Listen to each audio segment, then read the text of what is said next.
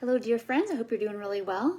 And I wanted to share something that one of our dear, watchers, listeners here on Facebook and on YouTube, just brought about this really lovely question about this dilemma when you know something in your mind that, let's say, restricting actually causes binging. This is the example I'm using in my post this week, so I'll just go with that. Is that when we know one thing is true, but we also kind of have this other part of us that just feels like it's really holding on to this belief that I know it's true, but if I fully believe it, then something bad will happen or whatever. So what I want to say is that that's a really, if you already know this, that like I know what to do, but some part of me doesn't agree, doesn't like it, is afraid of it. Well, that's our indicator that we need to just simply ask this part of us, like, and so here's the example that if I undereat, that I know it's wrong. I know that it's going to lead to binging and malnourishment, regardless of my size. More food preoccupation. Something in me is like, but when you food restrict, then you're like better. You're a good person. You're being stronger. You have more willpower. People congratulate that. So full stop. If you recognize that like your now self knows that like, well,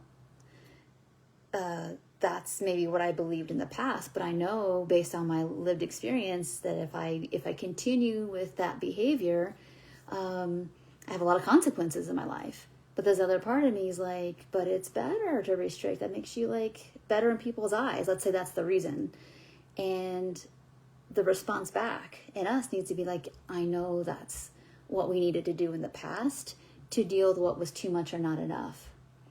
And so what does this part inside of you need to know around how you're going to have its back, or what you need in terms of resources, or to get some co-regulatory support for that, to heal, essentially, to kind of bring up that part of you into now time and to grieve. That's essentially what it is. And then the other side of it is like, if I overeat, then I'm bad, and you list all the adjectives.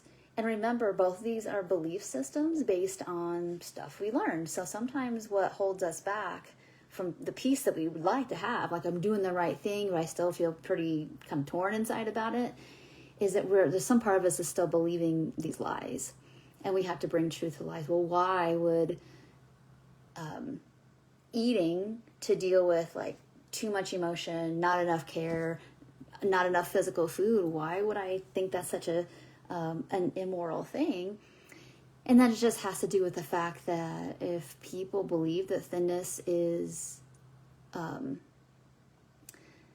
superior, then they're going to be willing to do the behaviors to get there regardless of the cost, and then pretend like it's their fault for having trouble with that. So I think we have to get to the place of acceptance and grieving that we were lied to, and that your value and your worth isn't going to come from how much or little you eat. Those are separate issues, but you will have,